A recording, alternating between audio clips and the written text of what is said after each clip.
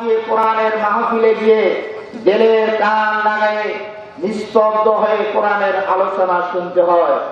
কথাটা বললাম আমি, কিন্তু আল্লাহ পাক ঘোষণা দিয়েছেন, وَإِذَا قُرِئَ الْقُرْآنُ فَاسْتَمِعُوا لَهُ وَأَنصِتُوا لَعَلَّكُمْ تُرْحَمُونَ। আল্লাহু আকবার।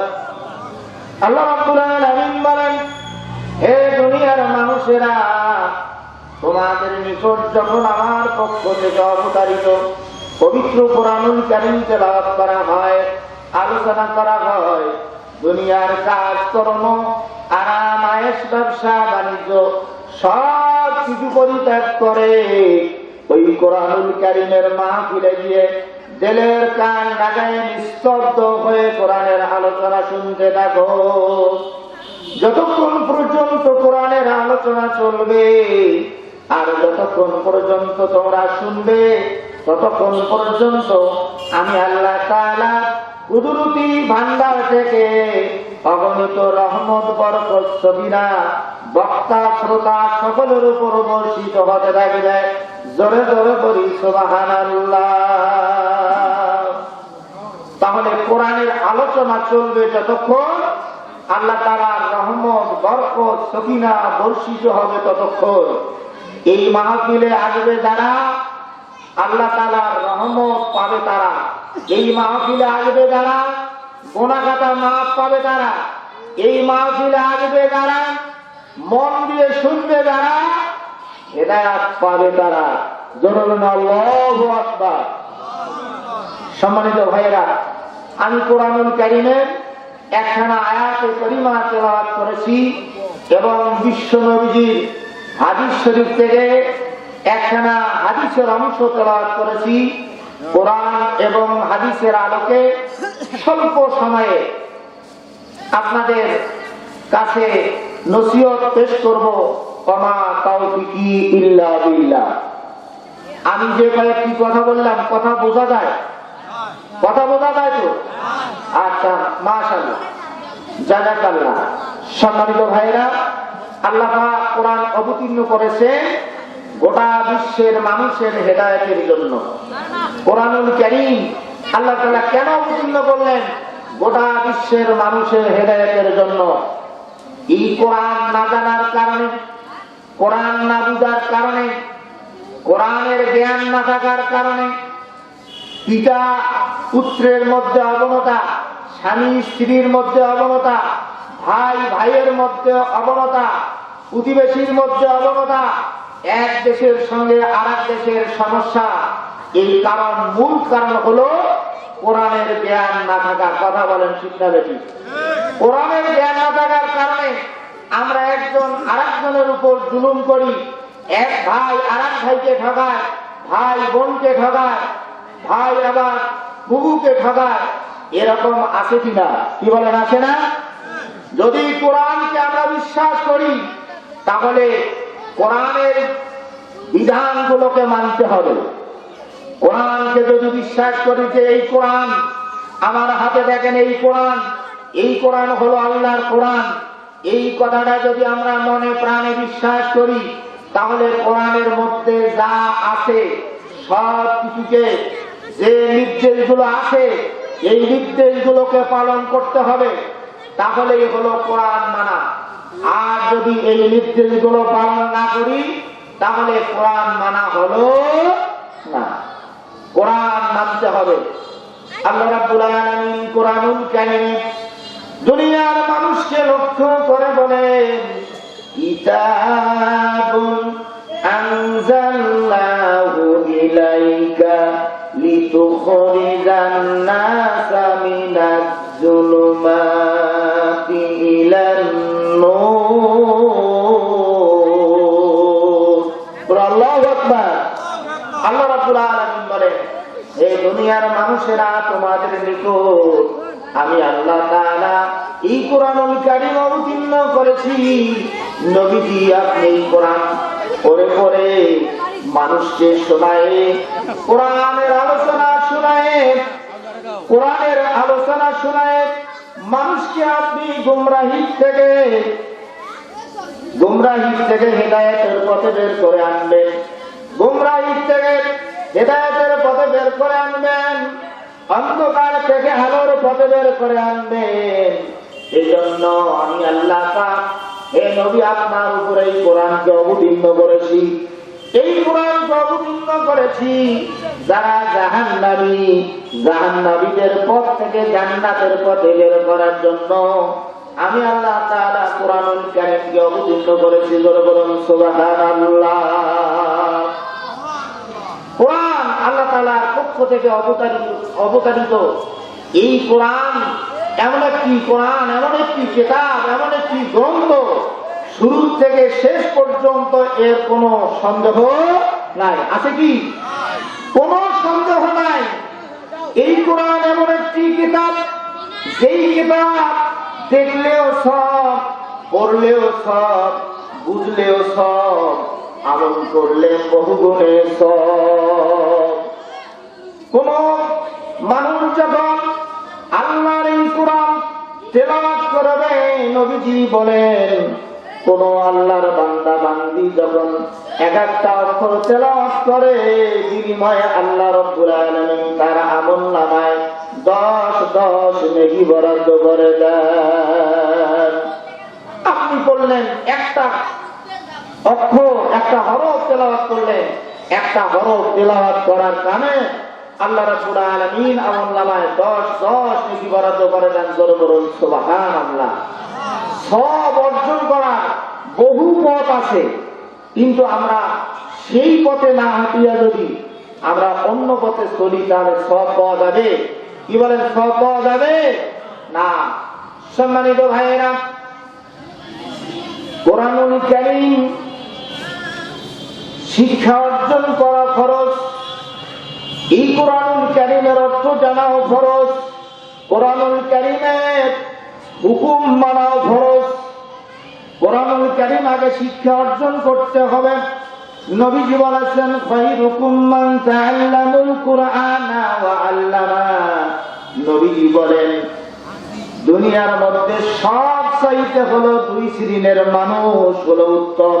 সবচাইতে উত্তম এক শ্রেণীর মানুষ হলো যারা কোরআনকে শিক্ষা করে। দ্বিতীয় শ্রেণীর হলো যারা কোরআন শরীফ শিক্ষা করেছে, এই শিক্ষা অনুযায়ী অন্যকে শিক্ষা দেয়। তার মানে হলো যারা কোরআনের শিক্ষক হবে আর যারা কোরআনের ছাত্র হবে, এই কোরআনের শিক্ষক এবং কোরআনের ছাত্র যারা হবে, নবীজি বললেন তারা হলো দুনিয়ার মধ্যে সবচাইতে উত্তম মানুষ, ভালো মানুষ। জোরে জোরে বলুন সুবহানাল্লাহ। সম্মানিত ভাইরা, কোরআন শিক্ষা অর্জন করা ফরজ।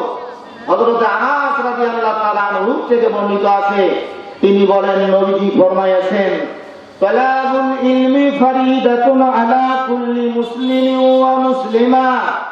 নবীজি বলেন কোরআন শিক্ষা অর্জন করা, দ্বীনি ইলম শিক্ষা করা প্রত্যেকটা নরনারীর জন্য, প্রত্যেক পুরুষের জন্য, মহিলার জন্য, সকলের জন্য এই দ্বীনি ইলম অন্বেষণ করা, কোরআন শরীফ শিক্ষা অর্জন করা ফরজ। বলুন সুবহানাল্লাহ।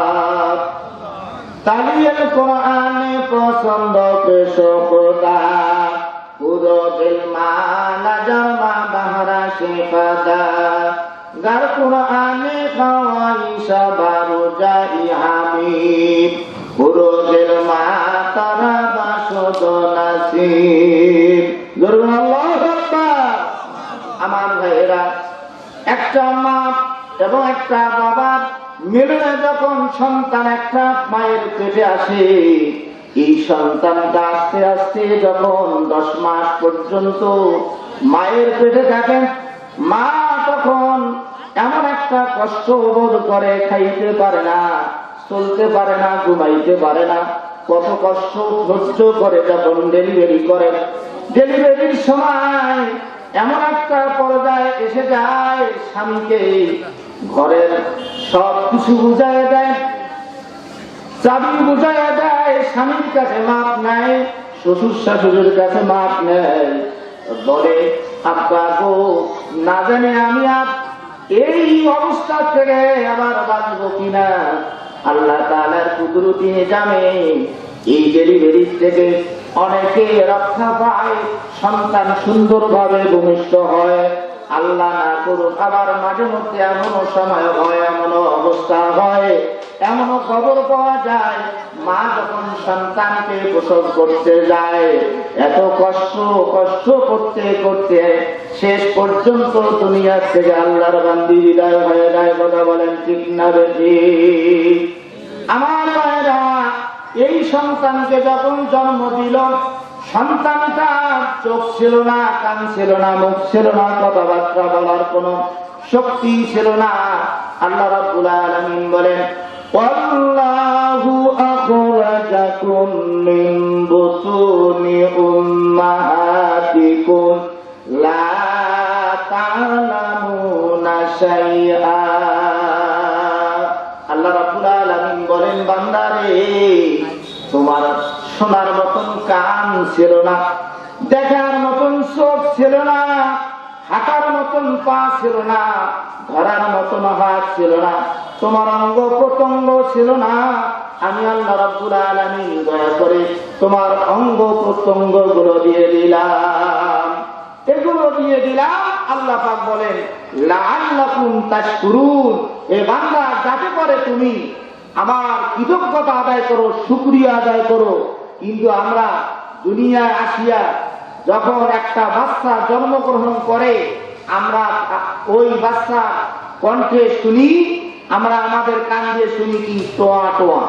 কথা বলেন ঠিক না বেঠিক? ওই বাচ্চা দুনিয়ায় আসিয়া আল্লাহ আল্লাহ বলতে থাকে, কিন্তু আমরা আমাদের কান দিয়ে শুনি টোয়া টোয়া। কথা বলেন ঠিক না বেঠিক? আমার ভাইয়েরা, এই সন্তানটা জন্ম হল, তিনি ধীরে ধীরে যখন মায়ের তত্ত্বাবধানে, মায়ের আদর যত্নে, বাবার আদর যত্নে, দাদা দাদি নানা নানির আদর যত্নে আস্তে আস্তে করে বড় হতে থাকে। এই সন্তানটা যখন সুন্দর একটা নাম রাখা হয় আর বড় হতে থাকে, এই সন্তান জন্মগ্রহণ করার পর যখন আস্তে আস্তে কথা বলা বল ধরে, তখন তার সুন্দর নাম রাখতে হয়। সুন্দর নাম রাখার পর এই সন্তানটাকে যখন 5 বছর 6 বছর বয়স হয়ে যায়, এই সন্তানটাকে তিনি শিক্ষা দেওয়া বাবা মার জন্য দায়িত্ব হয়ে যায়। আবার এই সন্তান যখন ধীরে ধীরে যখন যৌবনে পদার্পণ করে, যৌবনে পদার্পণ করলে ওই সন্তানের বিবাহ বন্দোবস্ত করা বাবা মার দায়িত্ব হয়ে যায়, অভিভাবকের দায়িত্ব হয়ে যায়। কথা বলেন ঠিক না বেঠিক? আমার ভাইয়েরা, যেই মা কত কষ্ট করে সন্তানকে আদর যত্ন করলো, লালন পালন করলো, কিছু আমরা ছেলে আছি এমন, বাপকে দেখতে পারি না, মাকে দেখতে পারি না। যদি 4টা ছেলে থাকে, 4টা মেয়ে থাকে, সকলের ভাত হয়। কিন্তু যেই জনম দুঃখিনী বাবা মা না হলে দুনিয়ায় আসতাম না। সেই বাবা মাকে কিছু কিছু ভাই আছে যারা দেখতে পারে না, তার ভাত ওই হাড়ির মধ্যে আর সিদ্ধ হয় না। কথা বলেন ঠিক না ঠিক? এমন নরাদম সন্তান আছে কিনা? আপনার যতটা সন্তান আছে, আপনি যদি মনে করেন 4টা সন্তান আছে, আমার বাবা মা বৃদ্ধ হয়েছে, বৃদ্ধা হয়েছে, এর সঙ্গে ওই 2টাকে যদি আপনি যোগ করেন যে এই 2টাই আমার বাচ্চা, এখন এই 2টা বাচ্চাকে যদি বাবা মাকে যদি বাচ্চা মনে করে, নিজের বাচ্চাকে যেমন আদর যত্ন করেন, আপনি খাওয়ান পরান লালন পালন করেন, ওইভাবে যদি বাবা মাকে দেখেন, তাহলে আল্লাহ রাব্বুল আলামিনের আরশ খুশি হয়ে যায়। আমার ভাইয়েরা, যতই দুনিয়ার মধ্যে ধন সম্পদ অর্জন করুন, বাবা মা যদি অসন্তুষ্ট হয়ে যায়, ছেলে মেয়ের জন্য যদি বাবা মা অসন্তুষ্ট হয়ে যায়, তাহলে দুনিয়ায় তার শান্তি থাকবে না, অশান্তি লেগে থাকবে। কবরে অশান্তি হবে, কবরে যাওয়ার সঙ্গে সঙ্গে ওই কবর আর সাধারণ কবর থাকবে না। পিতা মাতাকে কষ্ট দেওয়ার কারণে, পিতা মাতাকে খাদ্য না দেওয়ার কারণে, পিতা মাতার যে হক ছিল এই হকগুলো নষ্ট করার কারণে কবর তার কবর থাকবে না, কবর জাহান্নামের টুকরা হয়ে যাবে। পরিনাউযুবিল্লাহ। আমার ভাইরা, এই সন্তানকে কত কষ্ট করে লালন পালন করে, আমরা সেই সন্তান আমরা বাবা মাকে দেখতে পারি না। এই বাবা মা দেখেন, বাপের মন মায়ের মন কিরকম ব্যাকুল। বাপকে দেখতে পারে না, মাকে দেখতে পারে না, আলাদা খায়। এখন আলাদা খায়, বেটা বাহিরে থাকে, অন্য জেলায় গেছে, তারপরে মায়ের মন ছটফট করে। কথা বলেন ঠিক না বেটি? বনে থাকে বন বাজুরি, বনে থাকে বন বাজুরি, সার ধরে তার বুকে, এমনই সার এমনই মা সারে না বুকে। বিদেশে যদি কারো সন্তান মারা যায়, পশু পাখি জানার আগে জানে তার মায়ের। কথা বলেন ঠিক না বেশি? কোন সন্তান যদি বিদেশে থাকে, আল্লাহ না করুক ওই সন্তানের জন্য যদি বিপদ হয়, মা রাত্রিবেলা ছটফট করে, মা ডাক দেয় বৌমা, ও বৌমা, যে বৌমা কথা বলে না। রাত্রিবেলা ডাক দেয় বৌমা, আমার কেন যেন ভালো লাগতেছে না, আমি স্থির থাকতে পারছি না, আমার বাবা জানতে একটু ফোন দাও, কি অবস্থা আছে আমি জানতে চাই। রাত্রিবেলা ফোন দিয়ে দেখা যায়, মাঝে মধ্যে ফোন দিয়ে দেখা যায়, মা যখন ছটফট করে, মায়ের এই বেদনাটার কারণে মায়ের সঙ্গে ওই সন্তানের এমন একটা সম্পর্ক আছে, সন্তানের কোনো বিপদ হলে মা স্থির থাকতে পারে না। খবর নিয়ে দেখা যায় ওই সন্তান সত্যিকারের বিপদে পড়েছে। কথা বলেন ঠিক না বেশি? যেই মাকে আপনি আমি দেখতে পারলাম না, দেখতে পারি না, সহ্য করতে পারি না, কিন্তু ওই মা আপনার আমার জন্য কত ব্যাকুল। কথা বলেন ঠিক না বেশি? আমার ভাইয়েরা, মাকে বাবাকে আপনাকে আমাকে যত্ন করতে হবে, সেবা করতে হবে, সম্মান করতে হবে, শ্রদ্ধা করতে হবে। নবীজি বলেছেন, তোমার পিতা তোমার মাতা তোমার জন্য জান্নাত বা জাহান্নাম। তার মানে হলো, পিতা মাতাকে যদি সন্তুষ্ট করতে পারেন তাহলে আপনার জান্নাত, আর যদি পিতা মাতাকে সন্তুষ্ট করতে না পারেন তাহলে তোমার অটোমেটিক জাহান্নাম হয়ে যায়। আমার ভাইয়েরা, কোরআনুল কারীম পড়লে আল্লাহ তাআলার পক্ষ থেকে আল্লাহর রহমতের ফেরেশতারা আসে। জোরে বলুন সুবহানাল্লাহ। তাফসীরে ইবনে কাসিরে একটা ঘটনা দেওয়া আছে। ঘটনাটা হলো এরকম, উসাইদ ইবনে হুযাইর নামে একজন সাহাবী ছিলেন, আল্লাহর নবীর জলিল কদর সাহাবী। এই সাহাবী রাত্রিবেলা ইশার নামাজ পড়ে খাওয়া দাওয়া শেষ করে তিনি চিন্তা করলেন, রাত্রি তো কেবল শুরু হইল, আমি না বসে থেকে আমি আল্লাহ তাআলা অবতীর্ণ এই কোরআন শরীফ তেলাওয়াত করি। আল্লাহর বান্দা উসাইদ ইবনে হুযাইর রাদিয়াল্লাহু তাআলা আনহু কোরআন শরীফটা সামনে নিয়ে সূরা বাকারা তেলাওয়াত শুরু করলেন। আল্লাহর নবী সাহাবী বলেন, আমি যখন সূরা বাকারা তেলাওয়াত শুরু করলাম, এত মজা লাগছিল, আমি মনে হচ্ছিল আরো পড়ি আরো পড়ি আরো পড়ি। এভাবে পড়তেছিলেন। তিনি কোরআন শরীফের দিকে এত আসক্ত হয়েছিলেন, সামনে পিছনে ডানে বামে কি হচ্ছিল তিনি আর লক্ষ্য করেন নাই। হঠাৎ করে আল্লাহর নবীর সাহাবী লক্ষ্য করলেন, তার ঘরের মধ্যে যে ঘোড়াটা আছে এই ঘোড়াটা লাফালাফি করতেছে।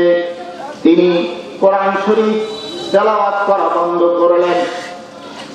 আগেরকার জামানা আমরা একই ঘরে, যে ঘরে আমরা ছিলাম সেই ঘরের মধ্যে গরু ছাগল ভেড়া যার যেটা ছিল একই ঘরের মধ্যে ছিল। কথা বলেন ঠিক না বেশি? এখনকার ছোট বাচ্চারা বলতে পারবে না, যারা মুরব্বী তারা জানে। ঘরের এত সংকট ছিল যে ভিন্ন ঘর না থাকায় এখন ঘরে কারো কারোর জন্য গরু ছাগল মানুষ এখন ঘরে রাখা হতো। কথা বলেন ঠিক না বেশি? আমার ভাইয়েরা, ঠিক এইরকম ভাবে নবীর সাহাবীর বেলায় ঘটনা ঘটল। আল্লাহর নবীর সাহাবী আশ্চর্য হলেন, তিনি চিন্তা করলেন কি হলো। আল্লাহর নবীর সাহাবী চিন্তা করতেছেন আমার ঘোড়া লাফায় কেন। তিনি কোরআন শরীফ তেলাওয়াত করা বন্ধ করলেন। কোরআন শরীফ তেলাওয়াত করা যখন বন্ধ করলেন, ঘোড়া এবার লাফালাফি বন্ধ করলো। কিছুক্ষণ পর আবারও আল্লাহর নবীর সাহাবী তিনি আবারও কোরআন শরীফ তেলাওয়াত শুরু করলেন। তেলাওয়াত করতে করতে এক পর্যায়ে লক্ষ্য করলেন আল্লাহর নবীর সাহাবী লক্ষ্য করলেন ওই ঘোড়াটি আবারও লাফাচ্ছে। তিনি আবারও তেলাওয়াত বন্ধ করলেন। কিছুক্ষণ পর আবারও কোরআন শরীফ তেলাওয়াত শুরু করলেন। তিনি লক্ষ্য করলেন আবার ওই ঘোড়াটি লাফালাফি শুরু করতেছে। তিনি এবার থামলেন। তিনি ভাবলেন আমার পাশে তো ছোট্ট শিশু হিয়া আছে, না জানি এই অবলা ঘোড়াটি লাফাইতে লাফাইতে যদি তার পা দিয়ে আমার সোনার চান ছেলে হিয়াকে যদি পদদলিত করে ফেলে। এই চিন্তা ভাবনা করে আর কোরআন শরীফ তেলাওয়াত করলেন না, ঘুমিয়ে পড়লেন। পরের দিন ফজরের নামাজের পর আল্লাহর নবীর কাছে দেখা করলেন। নবীকে বললেন, ইয়া রাসূলুল্লাহ, ইয়া হাবিবাল্লাহ, গত রাত্রে এরকম একটা ঘটনা ঘটে গেছে। যে কি ঘটনা? যে আমি কোরআন শরীফ তেলাওয়াত করতেছিলাম, আমার ঘরে যে ঘোড়াটা ছিল সেই ঘোড়াটা লাফালাফি করে। আল্লাহর নবী বুঝলেন যে সাহাবী যে কোরআন শরীফ তেলাওয়াত শুরু করছিলেন তার ঘরে আল্লাহর রহমতের ফেরেশতা এসেছিল। জোরে বলুন সুবহানাল্লাহ, আরো বলুন সুবহানাল্লাহ। আমার ভাইয়েরা, নবী বললেন, হে আল্লাহর বান্দা, তুমি আর কি দেখেছো? এই সাহাবী বললেন, ইয়া রাসূলুল্লাহ, ইয়া হাবিবাল্লাহ, আমি 3 বার তেলাওয়াত শুরু করি আবার 3 বার বন্ধ করি। শেষ পর্যন্ত যখন আমি ওই ঘোড়াটাকে নিয়ে বাহির হইলাম, আমি আকাশের দিকে লক্ষ্য করলাম। আকাশের দিকে লক্ষ্য করে দেখি আকাশে একটা বিরাট চাঁদওয়ালা এরকম সামিয়ানার মতন আসমানের মধ্যে শূন্যের মধ্যে লটকে আছে। আর ওই সামিয়ানার ভিতরে মিটি মিটি করে বাতিগুলো জ্বলছে। আমি দেখে আশ্চর্য হয়ে গেলাম। নবীজি বললেন, ও আল্লাহর বান্দা, তুমি ভয় পাবা না, তুমি ভয় পাবা না। দুনিয়ার মধ্যে যখন আল্লাহর কোন বান্দা বান্দি আল্লাহর কোরআনুল কারীম তেলাওয়াত করে, আল্লাহ রাব্বুল আলামিন রহমতের ফেরেশতা বানায়া দেন। জোরে জোরে পড়ুন সুবহানাল্লাহ। মুসলিম মোরা ঘুমিয়ে পড়েছি, বিবেকে ঝুলছে তালা, রক্ত মোদের শিথিল হয়েছে, পাপে অন্তর কালা। স্বপ্নে কাহাবি দিয়া লা ইলাহা তু কিয়া, দিল উনকা মুসলমান নাহি তু কুছ ভি নাহি। আল্লামা কবি সম্রাট আল্লামা ইকবাল রহমতুল্লাহ আলাইহি বলে, হে দুনিয়ার মানুষেরা, শুধু মুখে লা ইলাহা ইল্লাল্লাহ বললে জান্নাত পাবে না। জান্নাত পাবে তখন যখন তোমার মুখের কথা লা ইলাহা ইল্লাল্লাহ অন্তর এবং দৃষ্টি দুইটাই যখন আপনার এক হয়ে যাবে, তখন তুমি জানবে যে তুমি একজন পুরা মুসলমান। অন্তর্দৃষ্টি আর যদি মুখের উচ্চারণ যদি সঠিক না হয়, তাহলে আপনার আমার শুধু মুখ দিয়ে কালেমা করে লাভ হবে না। আমরা মুখে বলি লা ইলাহা ইল্লাল্লাহ, অন্তর আছে কিনা এখানে, আপনার আমার দৃষ্টি এখানে আছে কিনা আমরা খেয়াল করি না। কথা বলেন ঠিক না বেশি? আমার ভাইয়েরা, মুখে লা ইলাহা ইল্লাল্লাহ সুবহানাল্লাহ পড়ব, কিন্তু এর মধ্যে যে আমরা অর্থটার দিকে খেয়াল করব যে আল্লাহ ছাড়া কোনো মাবুদ নাই, আল্লাহ ছাড়া কোনো বিধানদাতা নাই, আল্লাহ ছাড়া কোনো আইনদাতা নাই, আল্লাহ ছাড়া কোনো হুকুমদাতা নাই। কথা বলেন ঠিক না বেঠিক? আমার ভাইরা, আমরা নামাজ পড়ি কার সন্তুষ্টির জন্য? আল্লাহর সন্তুষ্টির জন্য। কথা বলেন না কেন? আমরা নামাজ পড়ি কার সন্তুষ্টি অর্জনের জন্য? নামাজ পড়ি আল্লাহর সন্তুষ্টি অর্জনের জন্য। রোজা রাখি কার সন্তুষ্টি অর্জনের জন্য? আল্লাহর সন্তুষ্টি অর্জন করার জন্য। বিড়ি খাবো কার সন্তুষ্টি অর্জনের জন্য? শয়তানের সন্তুষ্টি অর্জন করার জন্য। কে বিড়ি খাওয়া যায় ভাই? যদি বিড়ি খাওয়া যাইতো তাহলে হুজুর যে কোনো কায়দায়, আমার মতো যত হুজুর আছে এরাও কিন্তু বিড়ি সিগারেট খাইতো। কথা বলেন ঠিক না বেশি? আমার ভাইয়েরা, আমরা যে কোনো কাজ করব আল্লাহর হুকুম পালন করার জন্য, আল্লাহকে রাজি খুশি করার জন্য করব। আমি যে কাজ করতেছি আপনাকে আমাকে খেয়াল করতে হবে এই কাজটার মধ্যে আল্লাহ রাজি খুশি আছে কিনা। কথা বলেন ঠিক না বেশি? আমার ভাইরা, আজ হোক কাল হোক অন্ধকার কবরে যাওয়া লাগবে। এই অন্ধকার কবরে যাওয়ার আগে বাবা যখন মৌত হবে, এই মৌতের সময় যদি কারো সুদার চান, ছেলে অথবা নাতি অথবা এরকম কোন ব্যক্তির যদি জানা যায় তার নিজের ছেলেটা, তার নিজের নাতি, নিজের ভাতিজা দ্বারা জানাজা করা হয়, তাহলে ওই ব্যক্তি ধন্য হয়ে যায়। কথা বলেন ঠিক না বেশি? আমার মতো যত ইমাম আছে, এই হুজুর ইমামতি করে, আমাদের ইমাম সাহেব আছেন উনিও ইমামতি করেন, আমাদের নিজের আপনজন যখন মারা যাবে তার জন্য যেটা কান্নাকাটি আসবে, দোয়া আসবে, অন্যের বেলায় কি হবে বাবা? কি বলেন? হবে? হবে না। অন্যের বেলায় সেটা হবে না। কান্না আসতেও পারে, নাও আসতে পারে, দোয়া কবুল হতেও পারে, নাও হতে পারে।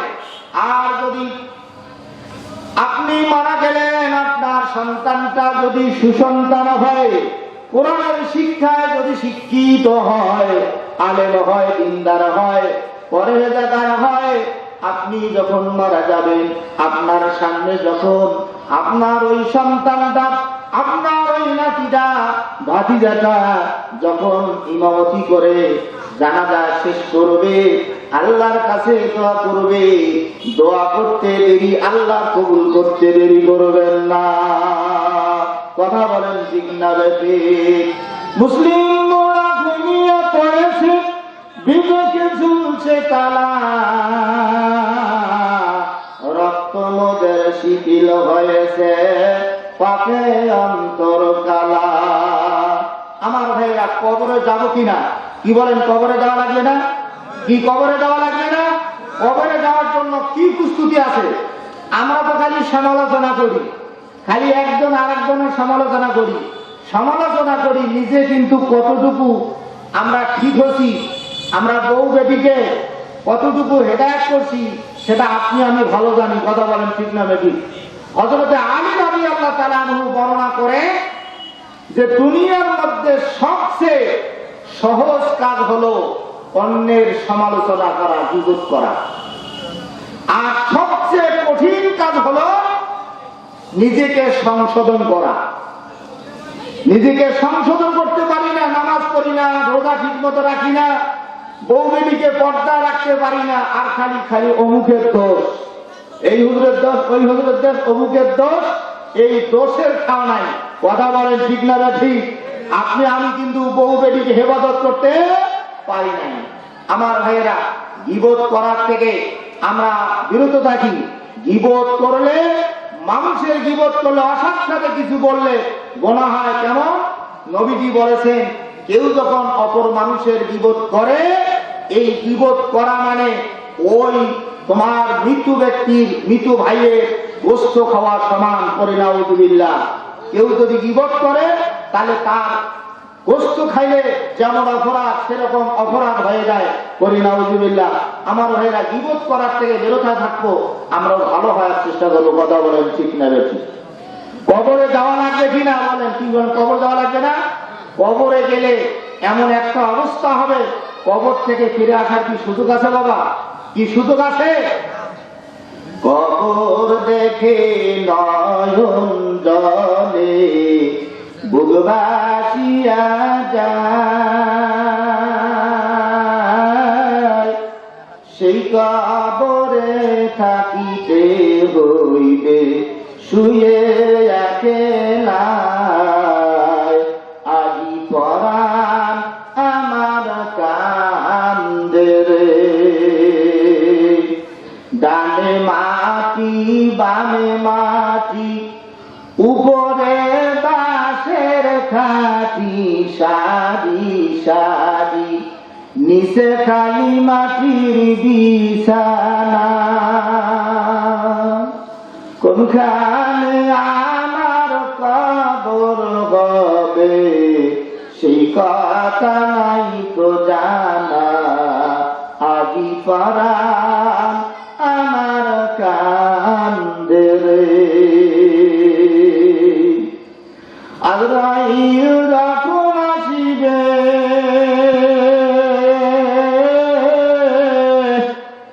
দেহ থেকে রূহ বাহির করিবে, সেই সময় তো নাই জানা, আজি পরাণ আমার কান্দে রে। আমার ভাইরা দেখবেন অনেক ছেলে মেয়ে খুব শান্ত ভদ্র নম্র, ছেলে মেয়ের মধ্যে এমন একটা নম্র ভদ্র, এটা আল্লাহ তাআলার রহমত। কথা বলেন ঠিক না বেঠিক? এই পরিবারের মধ্যে, আপনার পরিবারের মধ্যে যদি শান্তি পেতে চান, আপনি পরিবারটাকে যদি রহমতের একটা ভান্ডার করতে চান, আপনার ছেলে মেয়েদেরকে কোরআনের শিক্ষা শিক্ষিত করতে হবে। কথা বলেন ঠিক না বেঠিক? কোরআনের শিক্ষা যদি শিক্ষিত করতে পারে, আপনার পরিবারটা, আপনার ফ্যামিলিটা আলোকিত হবে, আপনার ফ্যামিলির উপর আল্লাহর রহমত বর্ষিত হবে। মাঝে মধ্যে শোনেন না, ছেলে বাপও ঘুষেছে, হাত ধাক্কা দিছে, এরকম সংবাদ শোনা যায় কিনা? মাঝে মধ্যে এরকমও শোনা যায়, বেটায় বাপক ধরিয়ে মারছে, করি নাউজুবিল্লাহ। আমি রাজারহাটে শুনেছি, নিজের ছেলে বাবাকে লাঠি দিয়ে এমন মার মারছে, 7 দিন পর্যন্ত হাসপাতালে ছিল বাবা, করি নাউজুবিল্লাহ। এই সন্তানকে যদি, ওই বাবা যদি সন্তানের মতো মানুষ করত, আল্লাহর কোরআন যদি শিক্ষা দিত, ওই সন্তান কোনদিন বাপের উপর লাঠি ধরত না, চোখ লাল করে মাথার চুল ঝাঁকি দিয়ে কথা বলতো না। কথা বলেন ঠিক না বেশি? সন্তানকে আমরা যেভাবে লালন পালন করা দরকার সেভাবে করতে পারি না। কথা বলেন ঠিক না বেশি? আমার ভাইয়েরা, আল্লাহর নবীর সাহাবীরা যুদ্ধ করেছেন, বদর যুদ্ধ করেছেন, উহুদের যুদ্ধ করেছেন, খন্দকের যুদ্ধ করেছেন। এখন আপনার আমার জন্য বড় যুদ্ধ হলো, বড় জিহাদ হলো আপনার আমার সন্তানকে দ্বীনি শিক্ষা দেওয়া। কথা বলেন ঠিক না বেঠে? আপনি যখন আপনার ছেলে মেয়েকে আপনি মাদ্রাসা পড়াইতে চাবেন, কিছু পাশাপাশি লোক আছে, কবে যে তোর ছেলেটা, তোর মেয়েটা এত সুন্দর, মেধাবী, দেখতেও সুন্দর, মাশাআল্লাহ, এর মেধা ভালো, তুই আসলে কাম পালি না, একটা কাজ করলু, এই নুরানি গুলো কোন দিন দেন তোর বাচ্চাটার মাথায় খারাপ হয়ে যায়। নাউজুবিল্লাহ। কথা বলেন ঠিক না ঠিক? এইরকম কিছু লোক আছে, এরা উস্কানি দেয় তোমার সন্তানটাকে নুরানি দিয়া, তোর সন্তানটার জীবনটা তুই শেষ করলি। আমার ভাইয়েরা, কিয়ামতের ময়দানে যখন কার জন্য জান্নাতের ফয়সালা হয়ে যাবে, আবার যখন কার জন্য জাহান্নামের ফয়সালা হয়ে যাবে, জান্নাতীরা জান্নাতে যাবে আর জাহান্নামীরা জাহান্নামে যাবে।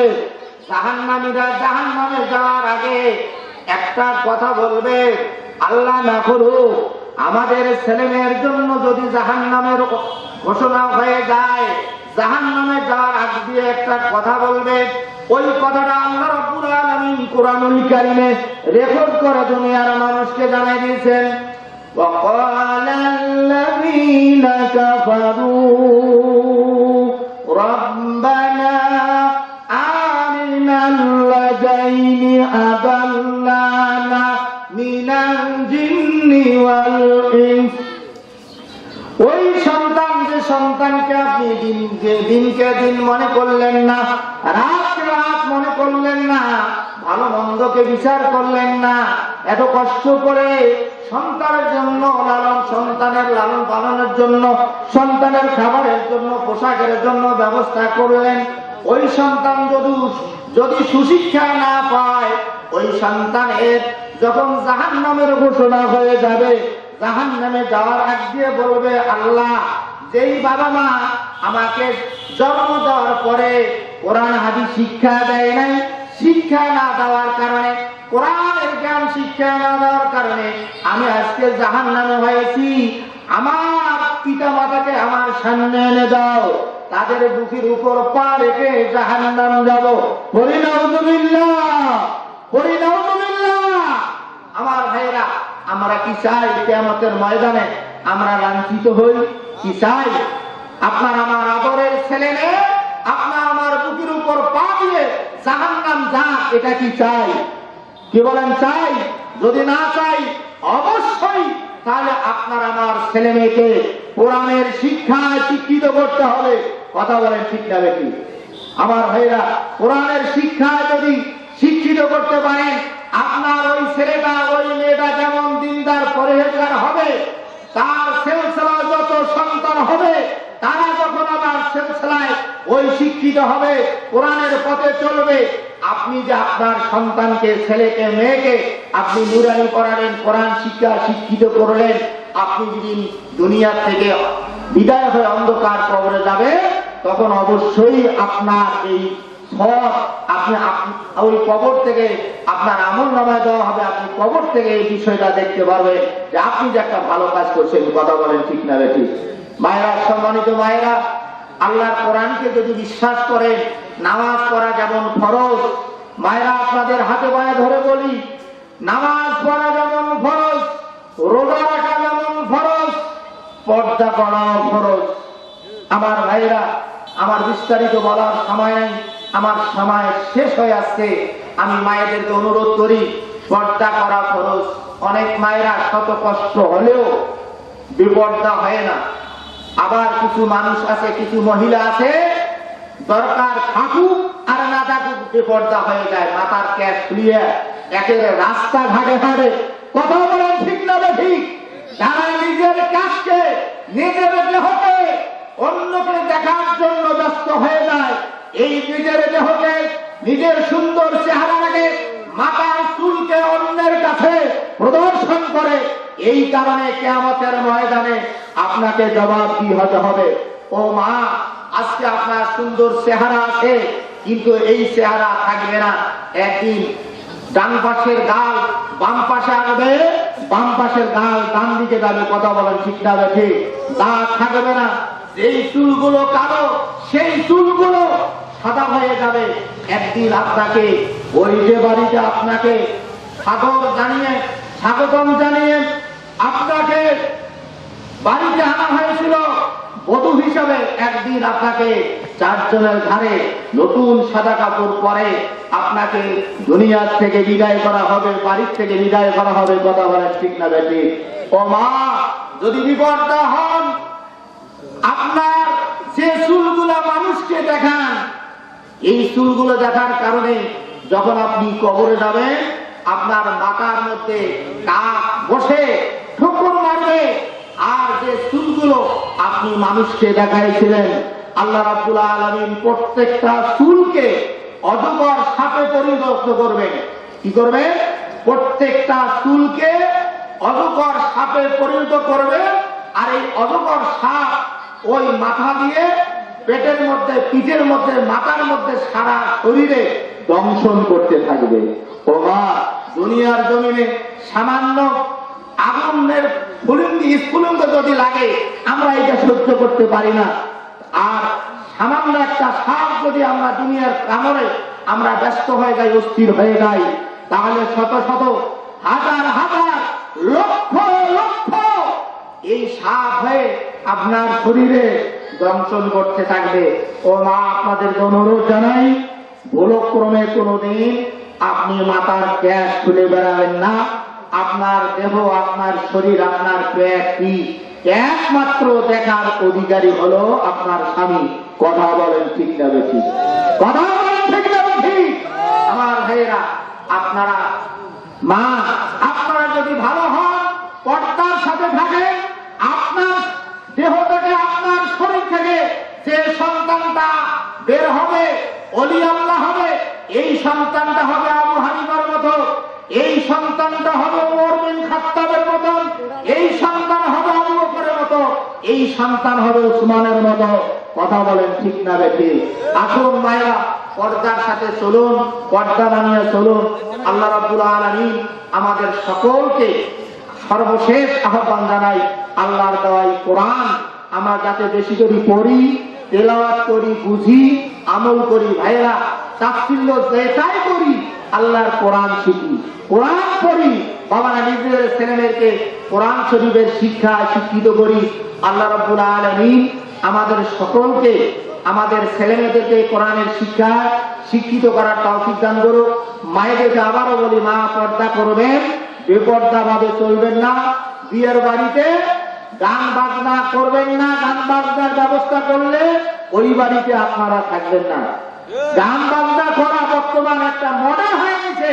প্রত্যেক বিয়ের বাড়িতে দু একজন ছাড়া, এমন মুসলমানের বিয়ের বাড়িতে কি এখন বক্স না বাজলে, মানে গীত না বাজলে বিয়ে হয় না। কথা বলেন ঠিক না বেশি?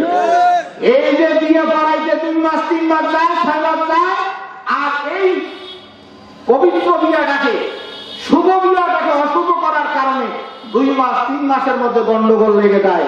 কথা বলেন ঠিক না বেশি? যদি আপনি আল্লাহ রহমত পেতে চান, সবাই আমরা বাধা নেই। আজকে থেকে মুসলমান হিসাবে যেভাবে আপনার আমার বাড়িতে বিয়ের অনুষ্ঠান হওয়া দরকার, সেইভাবে বিয়ের অনুষ্ঠান করব। নাউজুবিল্লাহ, খালি বিয়ের বাড়ি নয়, কি আশ্চর্য ব্যাপার, আকিকা করে, সেখানে বক্স না বাজালে নাকি আকিকা হয় না। নাউজুবিল্লাহ, এত আমরা নিম্ন পর্যায়ে গেছি। আল্লাহ পাক আমাদের সকলকে হেদায়েত দান করুন। সম্মানিত ভাইরা, আমি ভাঙ্গা ভাঙ্গা আওয়াজে কিছু কথাবার্তা বলেছি, ত্রুটি বিচ্যুত হলে ক্ষমা করবেন, দোয়া করবেন। আমি কয়েকদিন থেকে একটু অসুস্থ, আপনাদের দোয়ায় আমি কিছু কথাবার্তা বললাম, যে আমলিয়াত কথাগুলো বললাম, আপনারা আমল করবেন। আর যদি অযাচিত ভাবে কোনো ত্রুটি হয়ে থাকে, আমাকে ক্ষমা করবে। বারাকাল্লাহু লানা ওয়া লাকুম ফিল কোরআনিল আযীম।